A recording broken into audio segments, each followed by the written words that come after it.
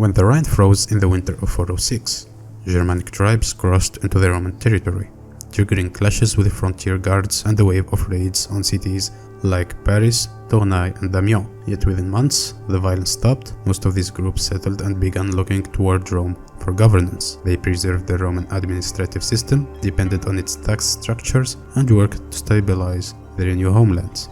The Burgundians became Roman foederati, the Franks adopted Latin, and the Suevi and many others converted to Catholicism.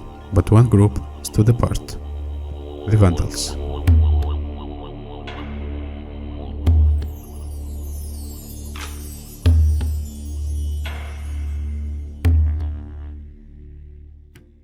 The Vandals refused negotiations with Rome and found no place in this increasingly Romanized world. Pushed south into Iberia, they faced new conflicts. Former allies like the Suevi turned against them. Vandal group named the Silingi surrendered and settled, and the rest were forced into Baetica, cornered by a joint Suevi-Roman force.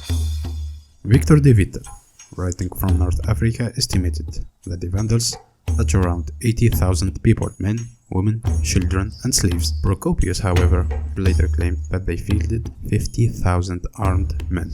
This period marks the rise of Geiserik, the new leader of the Vandals. Under his leadership, the group shifted from a migrating tribe to an organized military force. Many major cities like Cordoba, Ishbilia, and Toledo were repeatedly attacked, plundered, and depopulated. As for the non-combatant Vandalic women and children, sources point to their Roman general Bonifacius. It was he who transported the Vandals to North Africa, removing them from Roman retaliation. Geiserik embraced Christian Arianism, and North Africa at that moment had the strongest Arian Christian presence in Roman territory. So in the late spring of 4029, a largely Arian force of Vandals, Moors and Berbers crossed into Africa. Then in the following years they circumvented the Aurus mountain. They seized Carthage with its navy intact, and what the Romans thought to be a wandering band in search for plunder. The Vandals had now become a naval terrorizing power in the Mediterranean through piracy, and they targeted specifically Roman Catholics in Africa and abroad.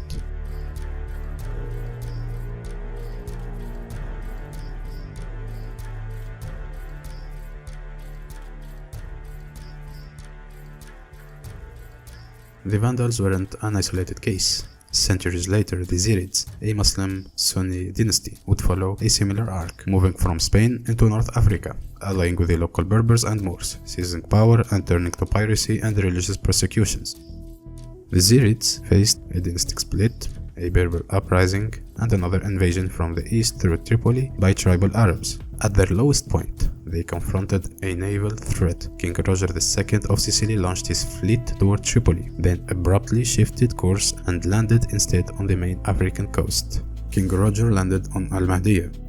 For the Vandals, a split between a tolerant king and a hardliner broke their alliance with the Berbers. When tribal Moors advanced at Tripoli from the east, the kingdom was fractured. Emperor Justinian ordered his general Belisarius also to sail from Sicily to Carthage. According to Procopius, Belisarius scouted Tripoli, but then changed course and decided to land on the African mainland. Belisarius landed on Caput Vada, modern-day Al-Mahdiya. The historian Ibn al-Athir praised King Roger for his humane treatment and for keeping his promises. The historian Procopius slandered Belisarius for his harsh treatment, for executing looters and drunkards from his own army. King Roger marched north and captured the port of Sus. Belisarius marched north and captured the port city of Hadrumetum, modern-day Sus. He marched north again to put a final end to the pirates. The Vandal king was imprisoned, the Zirid fled to exile, and after the King Roger death in Africa, and after Belisarius' departure in haste, Mori tribes rose up in rebellion in Mauritania. Ibn al-Athir writes, Procopius writes that an unknown plague, the Justinian plague, ravaged the province at the time.